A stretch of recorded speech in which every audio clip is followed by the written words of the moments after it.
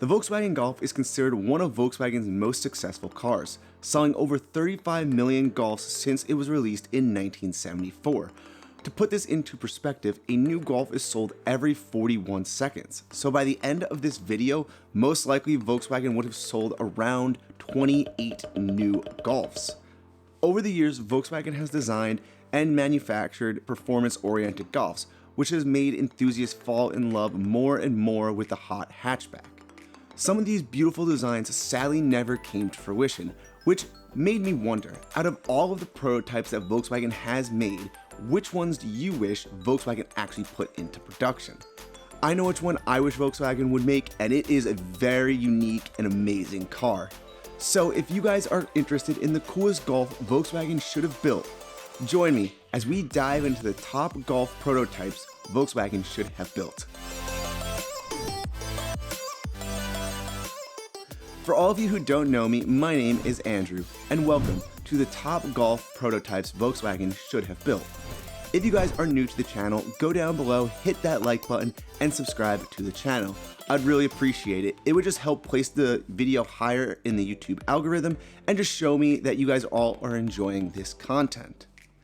The Rally Golf, GTI, Golf R, and R32 are Volkswagen's top performance models for the Golf lineup, and honestly, all four cars are incredible, fun, enthusiast-oriented cars to own. The four Golf prototypes we will be talking about are some of the coolest, groundbreaking feats of engineering that Volkswagen has come up with over the years. All of these prototypes were one-off creations that stunned the Volkswagen community around the world when they were shown to the public for the first time. So guys, without further ado, let's go ahead and let's jump into the first prototype Golf on our list.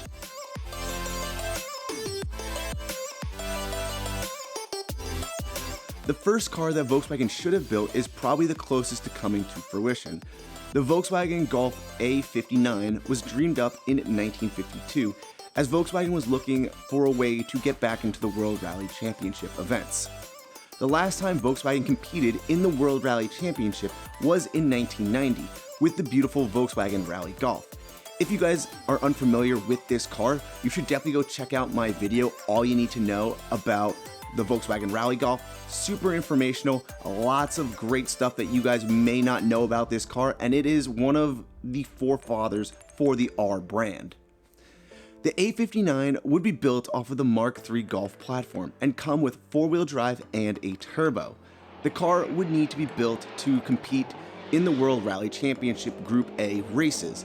To compete, Volkswagen needed to build a street-legal homologated rally car and sell 2,500 production versions of this car. Looking at this car, I really think that hitting those production numbers would have been really easy for Volkswagen, and this car probably would have sold like crazy. Schmidt Motorsports was challenged with the development of this prototype, and all I can say, guys, is they absolutely killed the design of this car. In order to make this car reliable and give Volkswagen a chance to win the World Rally Championship, they would need to invest some serious money into the prototype. First off, instead of just using Volkswagen's existing 1984cc 16-valve 4-cylinder motor, Schmidt Motorsport built from the cylinder up a 1998cc design with a dead-on square 86mm bore and 86mm stroke. Perfect for high revving demands that would be found in motorsports. The four-wheel drive system was also completely different than, say, the previous generation, the Rally Golf, which had a synchro all-wheel drive system. This setup was more like the modern Heldex, which was adopted in later Volkswagen models such as the R32 and the new Golf R. The car was also designed with a carbon Kevlar body, integrated roll cage, and some beautiful crafted bucket seats. The car made 275 horsepower at 6,000 RPMs and 273 foot-pounds of torque at 3,500 RPMs. The car has been estimated to do a 0 to 62 miles an hour in 5 seconds, but people who have actually had the opportunity to drive this car states that they believe that this car can actually do a 0 to 60 in under 5 seconds. So pretty damn fast little hot hatchback from the early 1990s if this car was actually built. On the road, Volkswagen's target market was to directly compete with the Subaru WRX STI and the Mitsubishi Lancer Evo owners. The stats given from Volkswagen, no doubt in my mind, this car would have been a huge competitor for these brands and would have given both the Subaru WRX STI and the Evo a run for their money. There was no real explanation why Volkswagen canned the production for the A59. The car was a complete and running prototype ready for production basically. This car was everything you would want to put into production. They put all the money already into it. Some people think it may have been due to how expensive the car was to develop, and the production would have just been way too expensive and financially not feasible for Volkswagen. But I guess we will actually really never find out why this car was just taken off of the production line. It's kind of sad, Volkswagen only went ahead and made 2 prototypes of the A59, and you can actually see both of these prototypes today in Germany at the Volkswagen Museum. I personally think if Volkswagen went through with the production of the A59, the street cred for the Mark III Golf would have been saved from its current reputation as being one of the least sporty Golf generations out there. What do you guys think? I think this car would have been a complete knockout of the park for Volkswagen, but we will never know because this car was never put into production.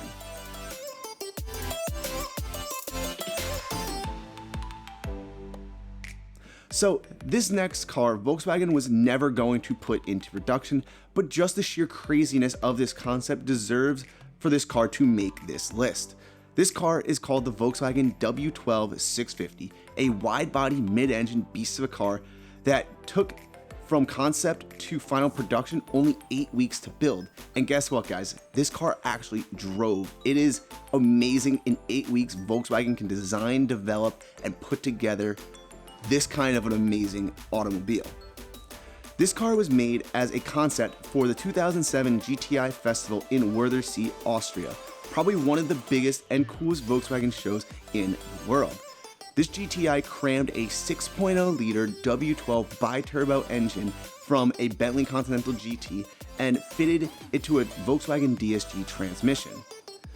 The car also had Audi RS4 front brakes, rear suspension from the Audi R8, and rear brakes and rear axles from a Lamborghini Gallardo. As you can see, the engineers really picked parts from all over the Volkswagen brand to assemble this car for the show. The car produced 650 horsepower at 6,000 RPMs and 554 foot-pounds of torque at 1,700 RPMs. All of this power was linked up to that DSG transmission that went straight to the rear wheels on the car. This is definitely the only Volkswagen GTI that's ever been made rear-wheel drive, but it's pretty cool since at the time BMW was the really only competitor out there making a rear-wheel drive hot hatchback. As you guys can imagine, the 0 to 62 miles an hour in this car took only 3.7 seconds and had a top speed of over 202 miles an hour. To get all this power to the ground, Volkswagen widened the car by 6.3 inches and dropped the car by 2.76 inches. This allowed the GTI W12 to fit 295 rear and 235 front tires on the car, which is really needed for the traction that you're going to get from all of that power on this car. The overall body design forced engineers to rethink a lot of components, such as the stiffening of the chassis, reshaping the windows, changing the body lines, and designing the beautiful wide-body version of the car that we know today. Top Gear did have the opportunity to drive this beast of a car, and to say the least, it was a crazy experience. The car was amazing in a straight line, but when it came to handling, well, the car really didn't like to go around corners.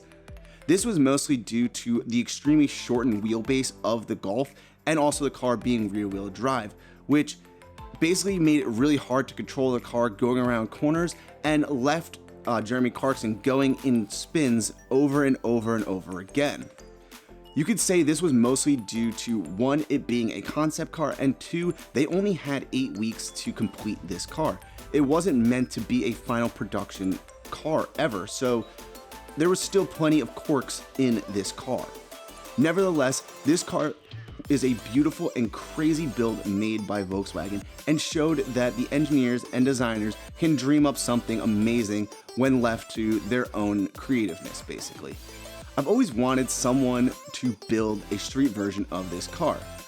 And to be honest with you guys, if this channel ever hits 100,000 subscribers, I mean ever 100,000 subscribers, I will build this car on this channel. So what do you guys say to that? Who wants to subscribe now to the channel?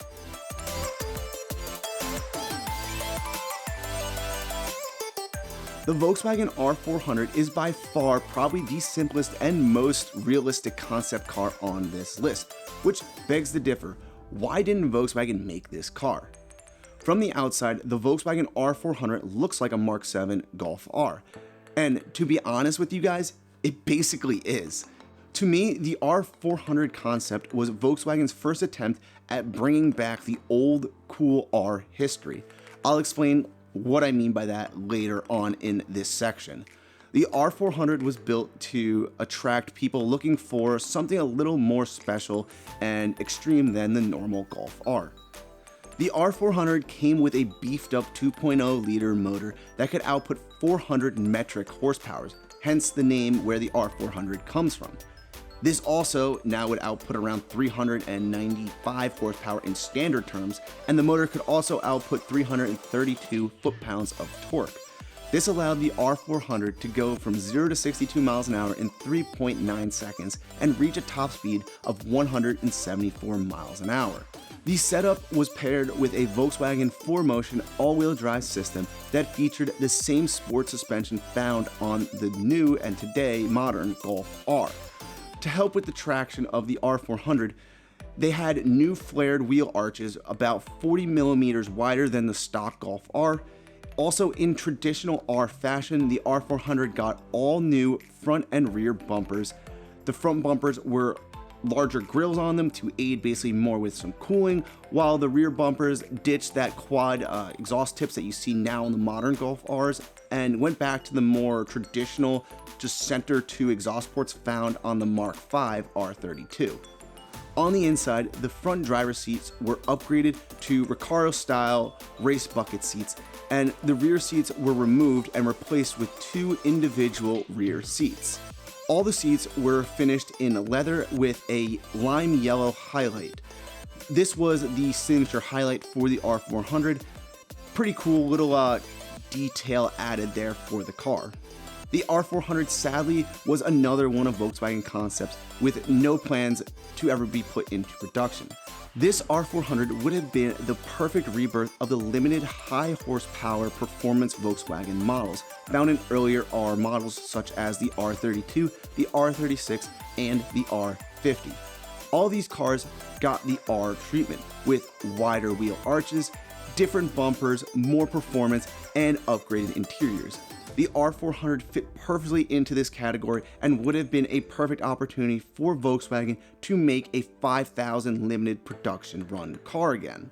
It is estimated that the MSRP would have been around $50,000, which is about $10,000 over the traditional Golf R MSRP value.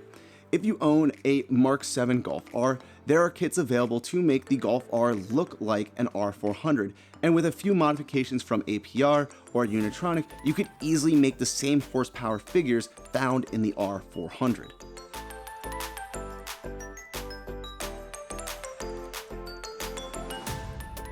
The last car to make this list is one of the coolest designs out there and is the rebirth of my favorite Volkswagen motor. The Volkswagen GTI Supersport Vision GT was built for one reason: to celebrate the 15th birthday for one of the world's most popular racing games, Gran Turismo. The creator of the game asked manufacturers to come up with concepts embodying the spirit of Gran Turismo. Many manufacturers participated, including Aston Martin, Mercedes-Benz, and Nissan. And then, of course, guys, Volkswagen also jumped in on the bandwagon and participated. Building off the Volkswagen GTI Roadster concept, the GTI Supersport added a roof, turning the GTI Roadster into a true GTI for the track. The GTI Supersport took the Mark 7 Golf R platform and chopped the car up. First, the designers needed to widen the front to fit larger tires and brakes. The vents on the side of the wheel arches sucked in the air to basically help cool the brakes under heavy loads. The rear of the car has been widened also, taking some design cues, at least I think, from the Bugatti Veyron and Chiron. The wider wheels would help obviously with cooling for the brakes and allowing air to pass through to the rear of the car. Now looking from the rear of the car, all you need to really say is, wow, they really killed it with this design. First, you will see a huge roof-mounted wing shaped with crescent end plates and had basically huge external brackets that would extend down through the C-pillar to basically the midsection of the car, which would help transfer that huge downforce to the car and keep the car planted under, high-speed runs and stuff like that. As you move down more, you will see the rear carbon fiber diffuser, which had twin exhausts on it. Beautiful setup, very clean overall. Now you may be asking, what actually is powering this beautiful car? Well, to be honest, it is the perfect engine for a car like this. It is a beautiful 3.6 liter VR6 with a turbo strapped onto it. This allowed the GTI Supersport to make 503 horsepower and 490 foot-pounds of torque. The power was transferred through a 7-speed dual-clutch 4-motion all-wheel drive system that allowed the car to do 0 to 62 miles an hour in 3.6 seconds with a top speed of 186 miles an hour. I don't know about you guys, but damn, that is a crazy fast car and crazy fast 0 to 60 for such a small little lightweight Golf. Now, this concept car was only made for Gran Turismo 6, so if you guys want to go try out this car, go ahead and go pick up the game. Volkswagen made a concept for the GTI Roadster, but never made a concept for the Supersport. They did take bits and pieces though of this GTI Supersport and made the Design Vision Golf GTI, and damn guys, this design was absolutely amazing. I love that Volkswagen took many bits and pieces found on the GTI Supersport and toned it down for the street to make a more realistic and feasible car that you could actually see maybe one day on the road. I remember when this concept came out a few years ago, and I was so pumped to see that Volkswagen was playing around with a boosted VR6. Now we just have to wait to see really what car Volkswagen is going to put this boosted VR6 motor in. Personally, I would love it to go into another Golf, but the way that Volkswagen's going, most likely this car will never be put into another car. I love though the concept of the GTI Vision. I just think overall it's a gorgeous body lines on the car. They have the perfect engine that enthusiasts love, and this would be the car I think that Volkswagen should bring back and make a limited edition run for enthusiasts. Please Volkswagen, please guys. This is the kind of car that enthusiasts want. Please make this into a reality for us to purchase. I hope you all enjoyed this look into the Golf Prototype Volkswagen should have built. I would love to hear in the comments section which one of these concept cars would you actually have loved to see Volkswagen build and put into production. If you enjoyed this video, go down below, hit that like button, and subscribe to the channel. I would really appreciate it. It would just help place this video higher in the YouTube algorithm, and it would just show that you guys are all enjoying and really liking the content that we are putting out here. Until next time, guys, my name is Andrew. Peace out. I'll see you guys in the next video.